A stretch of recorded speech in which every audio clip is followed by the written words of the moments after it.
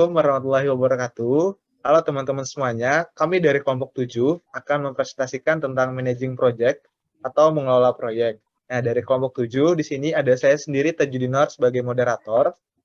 Selanjutnya ada saya, Muhammad Gajah Irfan Hakim. Selanjutnya ada saya Dita Febriana. Lalu yang terakhir ada saya Farah Zakira Azmi.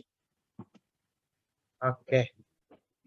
Pada materi hari ini akan ada beberapa pembahasan nih, ada 5 pembahasan. Yang pertama yaitu pembahasan tentang pentingnya manajemen proyek, yang kedua memilih proyek, yang ketiga menentukan nilai bisnis dari sistem informasi, yang keempat mengelola risiko proyek, dan yang terakhir itu faktor yang kelima itu faktor organisasional dalam perencanaan sistem dan implementasi. Oke, yang pertama tentang pentingnya manajemen proyek.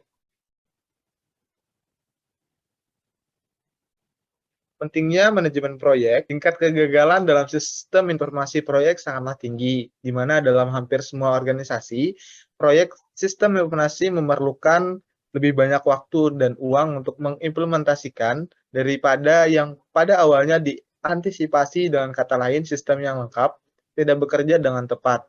Nah, jadi sehingga dalam pengembangan suatu sistem informasi proyek yang baru, harus dikelola dan diatur secara hati-hati. Karena hal tersebut merupakan faktor yang paling penting dalam mempengaruhi hasil akhir. Nah, jadi ada beberapa alasan nih mengapa pentingnya mengelola sistem informasi. Yang pertama, proyek macet dan kegagalan sistem. Nah, jadi dalam sebuah studi yang dilakukan oleh McKinsey dan Oxford University menemukan bahwa proyek perangkat lunak besar rata-rata berjalan 66% melebihi anggaran dan 33% melebihi jadwal. Nah, jadi sekitar sebanyak 17% proyek ternyata sangat buruk sehingga dapat mengancam keberadaan perusahaan.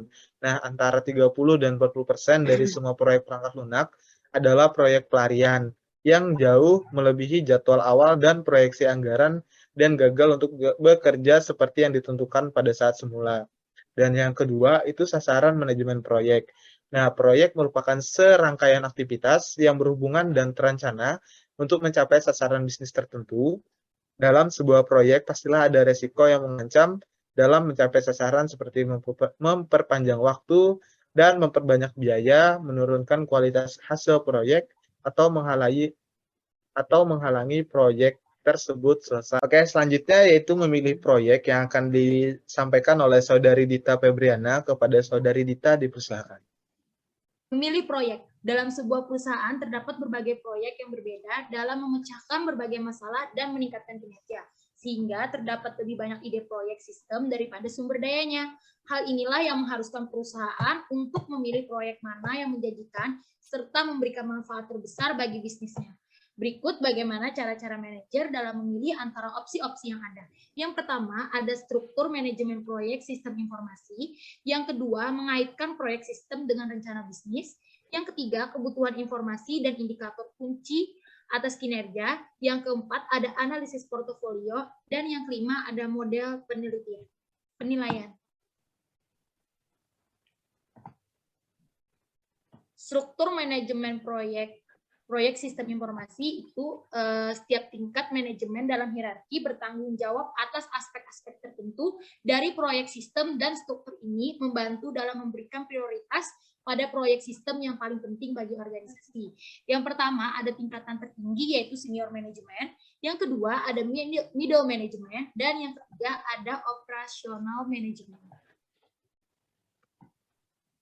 Next. Yang kedua, ada mengaitkan proyek sistem dengan rencana bisnis. Organisasi perlu mengembangkan rencana sistem informasi yang mendukung keseluruhan rencana bisnisnya, dan di mana sistem strategis dimasukkan ke dalam perencanaan tingkat atas. Hal tersebut berguna dalam mengidentifikasi proyek-proyek sistem informasi yang akan memberikan nilai bisnis yang paling tinggi. Rencana tersebut berisi pernyataan tujuan perusahaan dan menjelaskan bagaimana teknologi informasi akan mendukung pencapaian tujuan tersebut. Laporan tersebut menunjukkan bagaimana tujuan umum akan dicapai oleh proyek sistem informasi tertentu. Untuk membuat rencana yang efektif, perusahaan harus menginventarisasi dan mendokumentasi semua aplikasi, sistem informasi, beserta komponen infrastruktur teknologi informasinya. Selanjutnya, ada kebutuhan informasi dan indikator kunci atas kinerja. Pendekatan strategis untuk persyaratan informasi, analisis strategis, atau faktor keberhasilan kritis menyatakan bahwa persyaratan informasi organisasi ditentukan oleh sejumlah kecil indikator kinerja utama atau KPI manajer. KPI dibentuk oleh industri, perusahaan manajer, dan lingkungan yang lebih luas. Misalnya, KPI untuk perusahaan mobil mungkin berupa biaya produksi unit, biaya tenaga kerja, produktivitas pabrik, pengerjaan ulang, dan tingkat kesalahan survei pengenalan merek pelanggan, peringkat kualitas GD Power, dan peringkat kepuasan kerja karyawan. Selanjutnya ada analisis portofolio. Dalam analisis portofolio dilakukan inventarisasi semua proyek sistem informasi perusahaan dan aktivitasnya, meliputi infrastruktur, surat kontrak alih daya, dan lisensi. Portofolio dari investasi sistem informasi dapat digambarkan sebagai kepemilikan profil resiko tertentu dan manfaat bagi perusahaan yang mirip dengan portofolio keuangan. Yang paling diinginkan dari sebuah proyek ialah sistem dengan manfaat yang tinggi dan resiko yang rendah, di mana hal tersebut dapat menjanjikan tingkat pengembalian yang lebih awal dengan resiko yang rendah. Kemudian selanjutnya, yang terakhir, ada model penilaian. Model penilaian bermanfaat untuk memilih proyek-proyek dengan banyak kriteria yang harus dipertimbangkan, di mana dalam melakukan penilaian model sistem diberikan bobot bagi fitur tertentu dari suatu sistem, kemudian dihitung total tertimbang. Hasil terpenting dari model penilaian ialah kesepakatan atas kriteria yang digunakan dalam mempertimbangkan suatu sistem. Mungkin itu saja yang akan saya jelaskan. Selanjutnya akan dijelaskan oleh Saudara Muhammad Reza. Terima kasih. Setelah mengetahui mengenai pentingnya manajemen proyek dan memilih proyek, hal yang selanjutnya penting dalam manajemen suatu proyek ialah mengetahui bagaimana cara dalam menentukan nilai bisnis dari sebuah sistem informasi. Di mana hal ini sangatlah penting karena bermanfaat bagi perusahaan mengetahui apakah investasi dari sebuah suatu sistem informasi memberikan lebih banyak keuntungan daripada pengeluaran yang dilakukan. Terdapat 4 cara dalam menentukan nilai bisnis dari sistem informasi. Yang pertama ialah mengetahui biaya dan manfaat dari sistem informasi. Terdapat 2 macam manfaat dari sistem yang didapat yang diketahui secara umum. Yang pertama manfaat berwujud atau tangible benefit yang dapat diukur dan diberikan nilai uang. Yang kedua, manfaat tidak berwujud atau intangible benefit, seperti layanan konsumen yang lebih baik atau efisien, pengambilan keputusan yang lebih baik, di mana kedua hal tersebut tidak dapat diukur langsung, tetapi dapat menghasilkan keuntungan dalam jangka panjang. Cara kedua ialah melakukan penganggaran modal untuk sistem informasi. Dalam menentukan manfaat dari suatu proyek, diperlukan perhitungan dari semua biayanya dan semua manfaatnya, di mana jika proyek yang memiliki biaya melebihi manfaatnya, maka proyek tersebut harus ditolak. Selain itu, juga diperlukan analisis keuangan untuk menentukan apakah proyek tersebut mewakili pengembalian yang baik atas modal yang diinvestasikan perusahaan. Lalu, cara ketiga ada dengan menentukan model penentuan harga opsi nyata. Proyek-proyek sistem informasi memiliki sifat yang tidak pasti, terutama investasi dalam infrastruktur teknologi informasi yang memiliki arus pendapatan masa depan tidak jelas, sedangkan biaya awalnya sangat tinggi. Karena ketidakpastian inilah diperlukan evaluasi investasi teknologi informasi dengan model penentuan harga opsi nyata.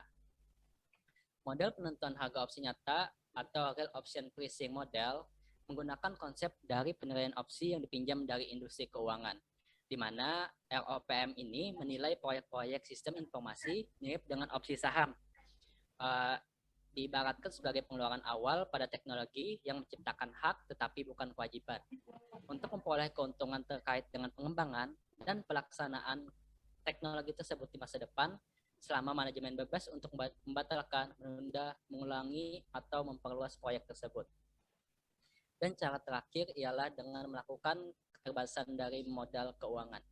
Dalam cara tradisional yang memfokuskan pada aspek keuangan dari teknis sistem informasi, cenderung mengabaikan dimensi sosial dan organisasi dari sistem informasi yang dapat mempengaruhi biaya dan manfaat sebenarnya dari investasi. Banyak keputusan investasi dari sistem informasi yang tidak cukup mempertimbangkan biaya dari gangguan organisasi yang diciptakan oleh sistem baru, sehingga manfaat tidak terwujud seperti keputusan yang lebih tepat atau waktu dari sistem baru atau pembelajaran dan keahlian karyawan yang ditingkatkan juga dapat diabaikan dalam analisis keuangan tradisional. Baiklah, tadi merupakan cara dalam menentukan nilai bisnis dari sistem informasi manajemen. Materi selanjutnya akan disampaikan oleh Farah. Nah, sekarang kita sudah sampai ke materi mengelola resiko proyek. Di sini, pertama ada dimensi resiko proyek. Di setiap sistem informasi memiliki perbedaan dari segi ukuran, ruang lingkup, tingkat kompleksitas, dan komponen organisasi beserta teknisnya. Nah, ada tingkatan nih di resiko proyek yang dipengaruhi oleh beberapa hal. Yang pertama, ada ukuran proyek. Maksudnya ini, di mana semakin besar suatu proyek, maka semakin besar juga jumlah uang yang akan diinvestasikan. Jumlah staf, waktu yang dialokasikan, dan jumlah unit organisasi yang dipengaruhi sehingga memiliki resiko yang semakin besar juga. Lalu yang kedua ada struktur proyek, di mana semakin terstruktur suatu proyek, maka pengeluaran dari proyek tersebut beserta prosesnya dapat ditentukan dengan mudah. Nah, sehingga jika suatu proyek terstruktur dengan jelas, maka resiko yang akan dihadapi akan lebih kecil. Lalu yang terakhir ada pengalaman dengan teknologi. Maksudnya di sini, jika tim proyek kita dan staf sistem informasi kekurangan keahlian teknis yang dibutuhkan, maka akan meningkatkan resiko dari proyek tersebut. Lalu, selanjutnya kita ada manajemen perubahan dan konsep implementasi. Dalam mengimplementasikan suatu sistem informasi, diperlukanlah manajemen perubahan. Karena dalam prosesnya memiliki dampak yang sangat kuat terhadap perilaku dan organisasi, sehingga terciptanya perlawanan yang dapat menghambat implementasinya. Nah, keberhasilan proyek sistem informasi ini sangat bergantung pada dukungan dan komitmen manajemen. Jika proyek sistem informasi mendapatkan dukungan dan komitmen manajemen di berbagai tingkat, kemungkinan besar proyek tersebut akan dianggap positif oleh pengguna dan staf layanan informasi teknis. Lalu, jika seorang manajer menganggap sistem baru sebagai prioritas, sistem tersebut kemungkinan besar akan diperlakukan seperti itu juga oleh bawahannya. Lalu, selanjutnya ada mengendalikan faktor risiko. Nah, tidak semua aspek proses implementasi dapat dikontrol atau direncanakan dengan mudah. Namun, mengantisipasi potensi masalah implementasi dan menerapkan strategi korektif yang tepat dapat meningkatkan peluang keberhasilan sistem. Nah, ada beberapa langkah nih yang dapat kita lakukan untuk mengontrol resiko. Di antaranya, yang pertama ada identifikasi sifat dan tingkat resiko yang dihadapi proyek. Lalu yang kedua ada pelaksana pengkontrolan dapat menangani setiap proyek dengan alat dan pendekatan manajemen risiko yang disesuaikan dengan tingkat risikonya. Lalu yang ketiga, komunikasi yang sering dan budaya kolaborasi akan membantu tim proyek beradaptasi dengan masalah terduga yang dapat muncul. Nah, di sini juga saya akan menjelaskan mengenai perangkat, perencanaan, dan pengendalian formal. Di perangkat ini, jika digunakan dengan benar, akan membantu proyek-proyek besar mendokumentasikan dan mengawasi rencana proyek. Terdapat dua metode yang digunakan dalam dokumentasi proyek. Yang pertama, ada bagan Gantt, yaitu membuat daftar kegiatan proyek dan tanggal mulai dan selesai yang sesuai. Nah, metode ini secara visual mewakili waktu dan durasi tugas yang berbeda dalam proyek, pengembangan, serta kebutuhan sumber daya manusianya. Lalu yang kedua, ada bagan PERT, di mana menggambarkan proyek sebagai diagram jaringan yang terdiri dari mode bernomor, baik lingkaran atau persegi panjang yang mewakili tugas proyek. Lalu yang terakhir, Saya akan menjelaskan tentang faktor organisasional dalam perencanaan sistem dan implementasi. Lalu di sini ada desain sosioteknik, di mana untuk menangani masalah manusia dan organisasi adalah dengan menggabungkan desain sosioteknik, praktek ke dalam proyek sistem informasi. Nah, desain sosioteknik ini diharapkan menghasilkan informasi yang memadukan efisiensi teknis dengan sistem kepekaan terhadap kebutuhan organisasi dan manusia, yang mengarah pada kepuasan kerja dan produktivitas yang lebih tinggi. Lalu ada alat bantu perangkat lunak manajemen proyek. Perangkat lunak manajemen proyek ini biasanya memiliki kemampuan untuk menentukan dan memesan tugas, menetapkan sumber daya untuk tugas, menetapkan tanggal mulai dan berakhir untuk tugas, melacak kemajuan, dan memfasilitasi modifikasi tugas dan sumber daya.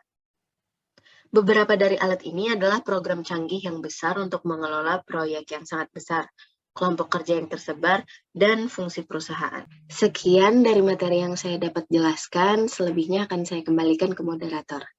Baik, terima kasih kepada teman-teman semuanya yang sudah menjelaskan tentang materi kita pada hari ini. Jadi buat teman-teman semuanya, terima kasih sudah mendengarkan materi kami tentang managing project. Sampai jumpa di video kami berikutnya. Salah hilap mohon maaf. Sampai jumpa, terima kasih, dadah.